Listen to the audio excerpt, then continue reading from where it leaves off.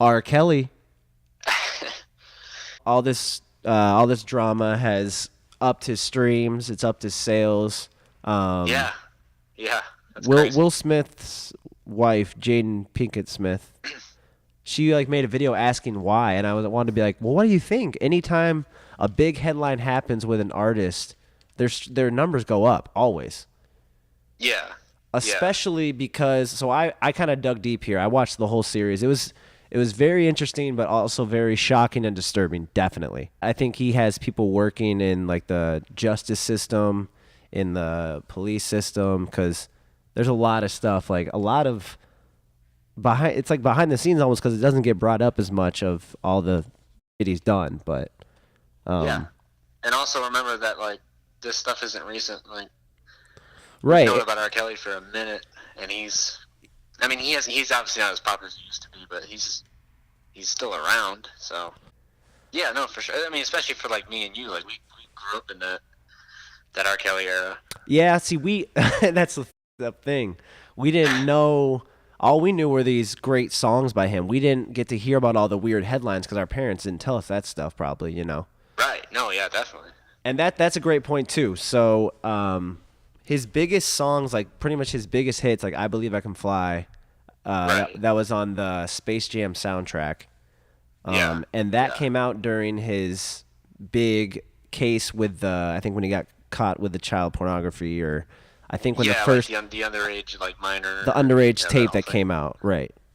And that's when he dropped "I Believe I Can Fly," and I said it's messed up, but it's almost like genius PR to get people to run away from the crazy case and just go to this amazing song that he dropped.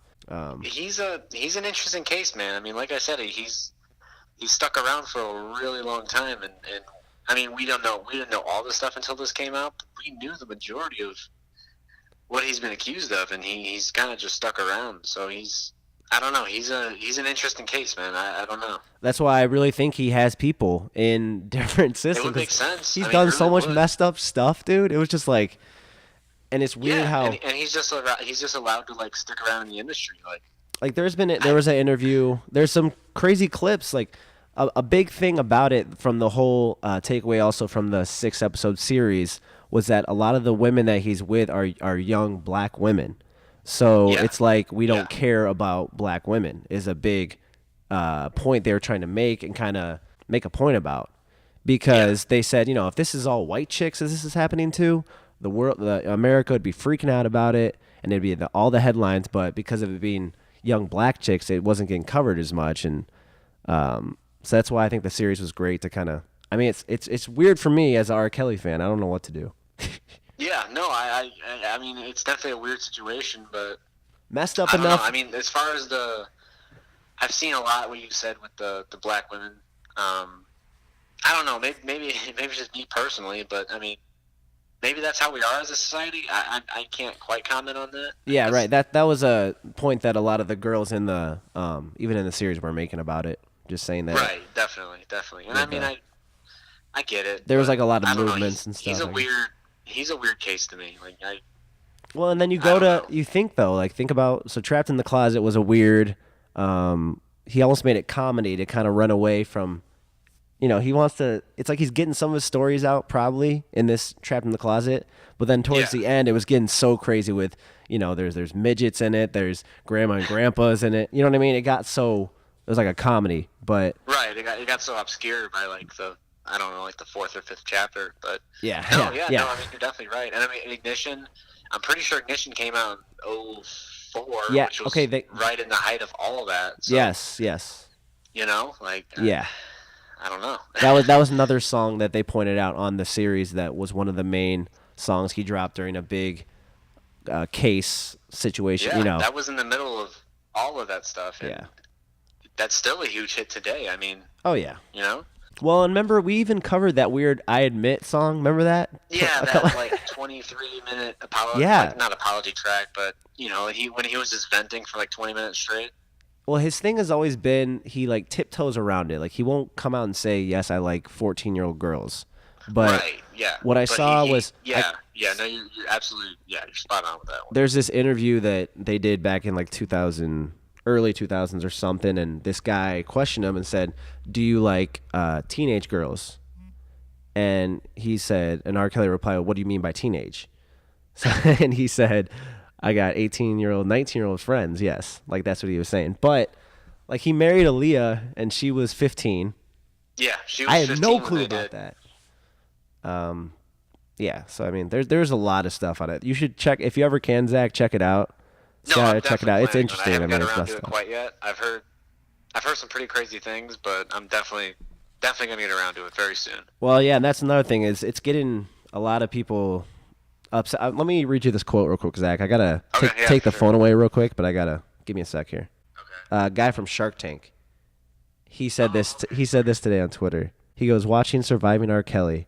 I'm so sick to my damn stomach. Hey, R. Kelly, please don't take your life now that we all know how fucking disgusting you are. That's way too easy. Make amends with the victims and the families. Serve your time and then kill yourself while in jail." Damn. Okay. Yeah. And I was like, damn, he's like a TV, he's all over Shark Tank and stuff. I was surprised he went that. Yeah, that's damn. That's heavy. But to prove a point, it's a messed up series, dude. You got to watch it. Yeah, no, definitely. Well, and let me ask you a question, because I feel guilty as an R. Kelly fan. Honestly, two some of the quotes songs, really stick dude. out to me. Yeah. Or in two people. John Legend made a comment. Oh, he was on. About Yeah, he was on the saying whole that R. series. Kelly's time's up. He was on the whole series. And then Chance the Rapper, who made a track with R. Kelly in 2015, says that he regrets all that and whatnot. So He's such a I just ask politician. what your reaction to that is. Chance is such a politician, dude. That's jumped. hilarious that you said that. Please explain.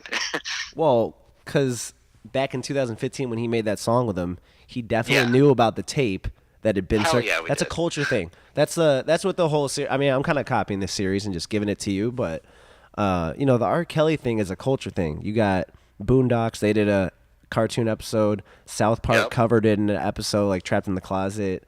R. Kelly's weirdness has been like I guess the age is just a number is literally from R. Kelly. Yeah, That's an like, R. Kelly kind of, thing. Personified that almost. R. Kelly is the reason for that. He wrote that song for Aaliyah, and Right. it's messed up. It's about like a younger girl getting with an older guy, and it's Yeah, literally exactly. what he like created. I don't know. It's a mess. It's very interesting. I don't know. I mean, if an R. Kelly song comes on, what do you do now? I mean, I'm with you. I honestly am, because I think R. Kelly's one of the catchiest artists of our generation. But I don't know, man. There's a line there, and I know some people can separate the person and the artist, but I don't know, man. I'm a Flirt remix was one of my favorite songs, man. I can't just throw that away. I mean, I'm in a weird position. I'm not. Maybe the totally weird sure how to songs feel. we'll not listen to as much. What's up? Maybe the weirder R. Kelly songs like Bump and Grind and all that weird shit we'll leave in the past. Yeah. I mean, I don't know, man. I really am curious to see where we go from here. Yes, I mean- he's suing. Well, I'll give you some actions that have been made already. He's suing Lifetime, obviously, for showing it. But his brothers were, Okay. both of R. Kelly's, or two of R. Kelly's brothers were in the series commenting and giving some stuff. I don't know if they knew how negative it was going to be, though. So I think they might have tricked him for okay, money, okay. maybe? He's not nearly as huge of a star as he was 10, 15 years ago, but I definitely am curious to see what the overall result from this is. Like, Bet he makes another song and just replies.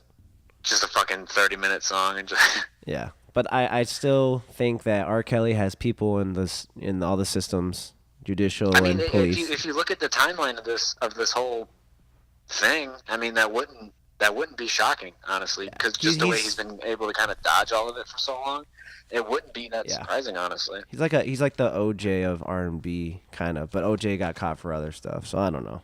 Yeah, Right? that's true. But OJ's out now, right? It's OJ's pretty- out now. It's so. a pretty good comparison, though. Yeah. Okay. Well, remember how I was saying that? This is kind of a segue, but remember how I was saying that I think this is gonna be the year of hip hop, like where hip hop comes back, which I still hope it does.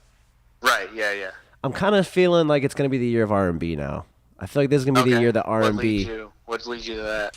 I don't know. Just like I feel like there's been a lot of R&B headlines lately, and more than usual. Like, Jack. I forgot to cover this, but Jack Weiss, he's the artist from Cash Money Records. He's an R&B guy. He was saying he was the king of R&B. So he caused all this drama online. And I don't know, like Chris Brown's dropping stuff. And just how rap is right now, it's so melodic. So right. it's like it definitely is. I think this is a good time for R&B artists to really try and thrive. Not saying I want to take away from rap because I hope that hip hop makes a comeback this year too, but I gotcha. That'd be a nice thing. Is at the forefront of bringing R&B back? I wrote that down. Good question. So Jacquees, LMA, she's a girl with the tripping on you, and the Oh yeah, I know her. And what's the other one? The biggest one she had. Boot up remix. Boot up. She had a big hit with that. Tory Lanez, he's pretty R&B. Yeah, no, definitely. Chris Brown. Okay. I don't know. I just think that with how much that rap likes melody right now, anyway, maybe we'll get a better. Yeah, I mean, it'd be cool to get back into the categories. It's fun to have it all mixed, but maybe we can get back into R&B, with R&B, and some more push for classic hip hop hip hop bars. More flow and that. I don't know. Maybe. I mean, I think they'll always intersect at some kind of point. But yeah. I see what you're saying. Or just more a push for those separations instead of it always being trap. But like, you got to think about it though. Like straight up R&B and straight up hip hop doesn't really sell. You kind of almost have to meet at a middle ground in order to. Yeah, but we've had this middle ground for a good couple years now. It's like we need something different, so maybe we should get back to. No, I'm definitely not disagreeing, but I don't know if people are willing to stray away from that. Yeah, true. Some new singles that dropped. I got a list here. I'll cover a couple with you here, Zach. Future, Crushed Up. Yep, pretty solid. Announced a mixtape or an album, right? Yep, and he's announcing an album. Okay. January 18th. It's looking like. So. Okay, that's pretty close. All right. Yeah, he just said he doesn't have a title yet, but it should be cool. Pretty solid song, I'd say. Pretty good. Yeah, I mean it's what we expect from Future at this point, but it was solid. His Future, I feel like his popularity's gone down a lot, so it's gonna be interesting. It's gonna be interesting to see. I'm not sure if it's oversaturation or what happened there, but he's not. He's definitely not as big as he used to be. Because I mean, remember he was running the rap game for a while. Yeah, he had it for a good three seasons. 2-3 seasons, probably. But now I don't know. He's obviously got his fan base for sure, but yeah, I don't know. He's not in that top 5 anymore. Right. Right now, who do we say is right now as far as top 5? Top 5 Drake's relevance. in there, always. Yeah, Drake's in there. Travis Scott's in there. Travis Scott's for sure in there now. Honestly, Kanye's probably still in there, to be honest. Yeah, I guess so. Yeah, it's like yeah. So Drake. After Travis, those 3, though, I don't know. Yeah, I don't know. That's kind of fun to talk about, like the current state of it. I mean, it rotates, though, it kind of rotates throughout the year. It does, but those 3 are the ones that stay relevant and on. For sure, yeah. No, those are the mainstays. I almost feel like Cardi B has to be. I almost feel like Cardi B has to be put in there now. In and out. For as far as girls, I feel like Cardi B has to be put in there, man. Cardi B, because she's so fucking relevant. I think last year was when the year she officially passed up Nicki, and she's definitely the lead female of right hip hop, female of rap right now. Yeah, no, definitely, I agree. Until Queen Key takes over. I'm telling you, man, she can. She just. Oh man. She needs a single or something. She does. She has some. She has it coming. Let me cover that real quick. Because I'm so confident about her. I'm excited for her, man. I'm telling you. No, I am. I believe in her. She needs that push or something. You should just check out this one. It's called Ratchet. Produced by Chase the Money. Chase the Money. She has a line in there. Got head from a nerd. Knocked off his glasses. Okay. Nice. Boom. I gotta drop a bomb right there for her. And with that, she also announced her new album dropping on Valentine's Day called Eat My Pussy Again. Okay, all right. I love her, dude. She's awesome, man. I want to interview her so bad, dude. She's a character. It'd be fucking fun. Yeah, and she also has another single she was teasing with her Triller account, which she makes a great point, and a couple other rappers, the Triller thing. Have you seen that at all, Zach? Like on social? This is new to me. It's pretty much like you almost like edit your own clips of dancing to like make your own quick music video. I think that's definitely a movement, so I'm gonna try doing that with some of my future songs too, like a Triller video or Triller type thing. Shit. Okay. Yeah, Queen Key. Shout out Queen Key. She coming. Eat My Pussy Again. That's Valentine's Day. Back to the singles though. Future, yeah, we'll see. But yeah, I feel like his he's definitely on the down right now. We need him to this album to bring him back. And Meek Mill makes a good point. You know, Meek Mill had some years off, and then he's relevant again.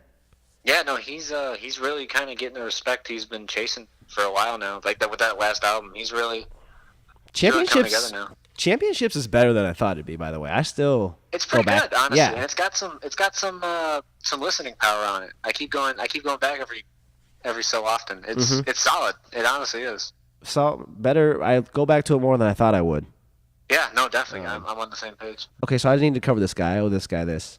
He goes by Ace Da Vinci. He's an artist from Chicago. He hit me up to kind of check out his single called it's 106th. So a kind of premise about the video, it's showing love to, you know, kind of old school videos from like the 2000s, not old school, but 2000s. Right, well, yeah. Oh, it's kind of is old school now, I guess, which is weird. Yeah, I wish I wrote it down. He had a really good line in there about it becoming a classic or whatever. But, yeah. Oh, yeah. Well, and obviously a lot of the verses were paying homage to songs from that era, too. Right, a lot of homage, a lot of nostalgia. Yeah. A lot of nostalgia, yeah, so that was cool. He shouted out LimeWire at the end, kind of saying these are the songs that... So the artist he showed love to, I wrote him down as he, like... I want to see what I could do, like, if I could guess what artist he was talking about from the line. So he covered, you know, Lupe, T.I., 50 Cent, Mystical, Lil Wayne, Ludacris, Eminem, Nas, Fabulous. There's probably a couple more in there, but that's the ones I caught. Yeah, that's definitely the bulk of it. Pretty much anyone who had a hot single in the 2000s was shouted out at some point there. And I think he goes by Don Perignon. He was in the video too, so shout out to him. But yeah, it was a cool video. I love the very beginning how it gave the title of the video just like they would on the 106 in Park videos. So oh yeah, that was cool. Fun. I saw that. Yeah, that brought back some memories. Yeah, that was cool. It was a good song. The flow was pretty good. Yeah, it was something different from today too. It's not like the typical. Yeah, definitely. And I appreciate the little nostalgia trip there. So yeah. that was cool. It was good. Shout out, I actually enjoyed it. Yeah, definitely cool. So that's Ace Da Vinci. I'll put his @ mention right here because I don't know if that's what it is, but he goes by Ace Da Vinci. That's 106th. J. Cole, he's staying relevant, man. He's not doing that. I like how he's not doing that go away stuff right now. You know? Yeah, no, it's cool. Because typical J. Cole will just drop the album and go back and be quiet for like a year. He disappeared for like a year and a half. Mm-hmm.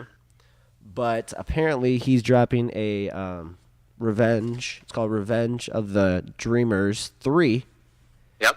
It looks like... Okay, so here's what's cool about the way he announced it. On the announcement, he said like the dates that they're recording it. And I was wondering why he did that. So like what he said was, me and these artists are recording the tape from January 6th to like January 20 something. Uh-huh. And I was trying to think, like, I've never seen someone say that. No, the closest thing I saw was that Kendrick Untitled tape, but that was just the date he recorded them, and that came out like 6 months after. But yeah, no, I haven't seen anything close to that. That's a good point. That's cool how he did that. I mean, that's the closest relation I could think of it. It's a cool idea though. It's unique. Yeah, it is. I was wondering if that's going to be a new thing. Like, so I'm going to be recording this project from this to this date. If it's like I don't know. I wonder if there's going to be more to that. You know, like a reason that he gave those dates. I don't know. It's just kind of weird. I've never seen that.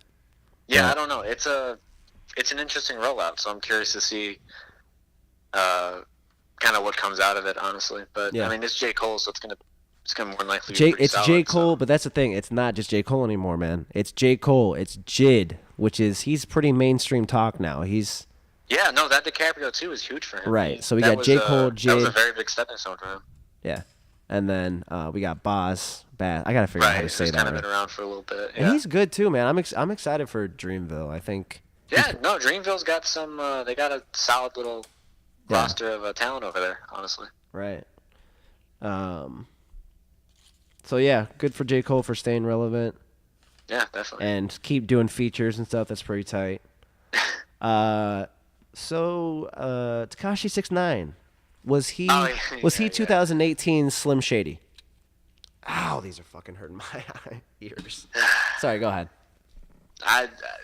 Yeah, when you tagged me in that, I literally rolled my eyes.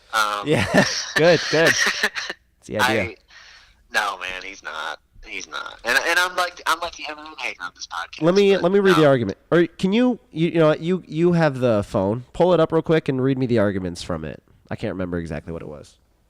Down to me or Skyler? You, Zach. Okay, please. yeah, give me 1 second. Okay, I got it. So 6ix9ine was this generation's Slim Shady. Both hated by the media, best friends with 50 Cent, trolled with lyrics and music videos, and beefed with everyone.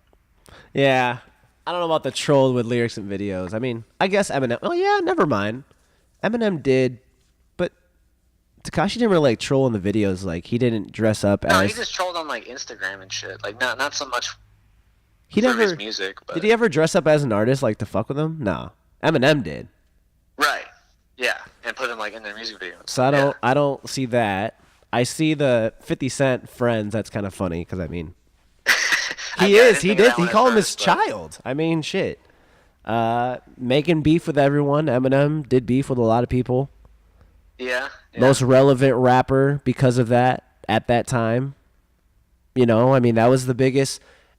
There's no lie that the skill of Eminem, I think, came a little later. I think the first part of Eminem that he realized was, I got to talk shit about a lot of these artists because that way it's going to make noise. Yeah, I mean, but even... In my opinion, anyway, even earlier Eminem still had the music to back it up, though. Like, he wasn't just basing it entirely off of his trolling personality. But yeah, but I mean, to me, Tekashi doesn't bring much to the table music-wise, you know? Yeah. No, he doesn't. I mean, his album was actually pretty solid for what it was and who he is. But I see some rappers influenced by his sound. I mean, Tekashi's sound. Yeah. I mean, I don't know. That's just not the direction I want to see it go in. But you don't want to see Tekashi as Eminem. I don't either. One of the greatest. No, I just mean like I don't want the entertainment part to be first. Well, not the entertainment part, but like not putting the music first. I don't know. I just feel like Eminem had the music to back it up.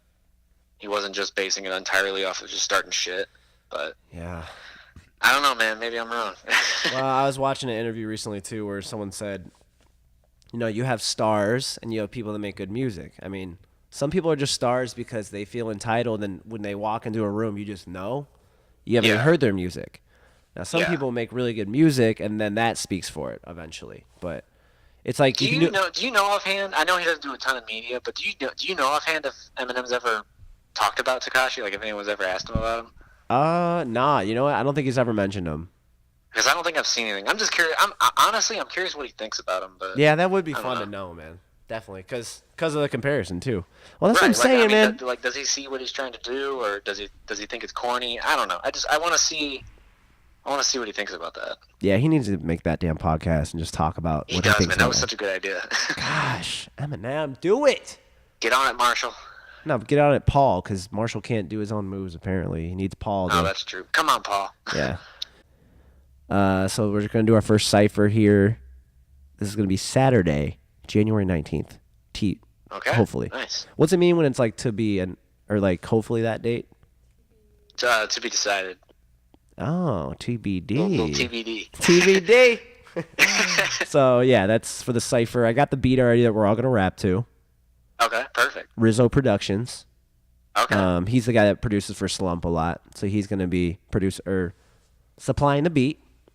Nice, okay. Yeah, so I'll have Stu's going to make a ad for me that I'll be posting soon. But so that's going to be the cipher. That should be fun. Just get people to hopefully just come participate. I don't care if you're not that good. I want Skylar rapping, you know.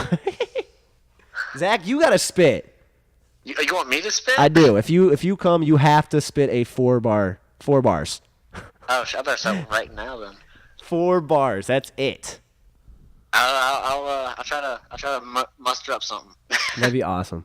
But I think that'll be good. I hope it goes over well. I mean, I'm taking that from Cole Bennett. I'm taking that from Major, a guy he's more up north. He does something like that. Yeah. Well, I mean, plus it's just cool to get people who might not get a chance at the spotlight. To come out and just show what you got. And it's cool, like, there's a little stage, so you get, an idea of what it's like. Yeah, no, definitely. And it's a nice networking opportunity. There's really nothing but positives for it. So, Right. I mean, come out, if you're listening and you're debating on it, come out. Definitely. I hope people do. I hope people don't get too intimidated and stuff. I need to be welcoming. I need to be like the Planet Fitness of rapping. No judgment zone. Yeah, no judgment. We'll put that siren that goes off. Fuck that, man. There we go. I need to work out, man. That's the next project. Can we have like a side thing where I can just complain about some stuff for a little bit? I need to work out. I need to eat better. No. People don't want to hear that. That's a different podcast. That's later when I'm 90 and just can't move. Yeah, but yeah, the show went good. Had about I'd say 65-ish turnout, 65 people-ish. Okay, very nice. So if you came out and you're listening to this, you're double awesome. Everyone performed good. It all went good, man. Yeah. Nice. I'm glad to hear it. Zach, anything else we need to cover or anything that's on your mind? No, man. I think we got everything. Cool. Try and get out to the Cypher if you can. Definitely. Because that'd be cool to show your face, and we'll get some video of it all too. Hopefully Skylar and maybe Antonio or Noah or somebody can all do some shit. So you'll have to request off too, if you can do that day. All right, I'll let you go, Zach. I'm going to cover a couple more things, but thanks for calling. I think that went good. That was our best talk in a while, I'd say. For sure, man. Yeah, I'll talk to you. All right, brother. Have a good night. Later. Okay, so a couple other things I wanted to cover. I was talking about Major, so let me talk about Major a little bit. Here's Major's mention right here.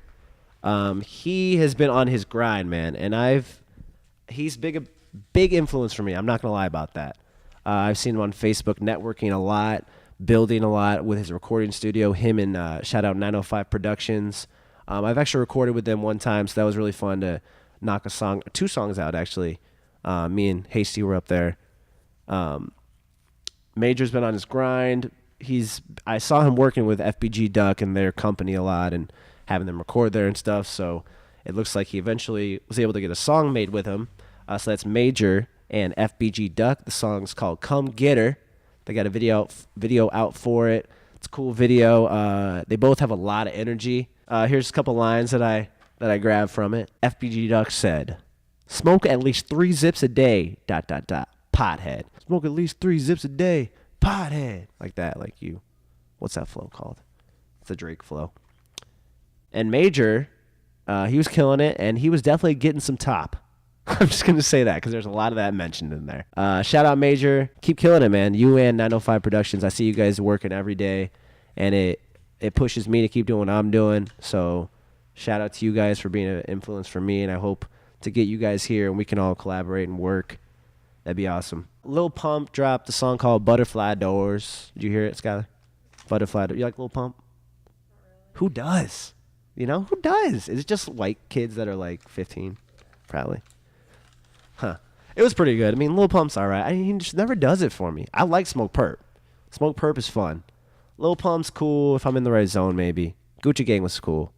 This one was all right. Butterfly Doors. I just feel like it's a little too effortless sometimes. I don't know. That's all I have to say about that.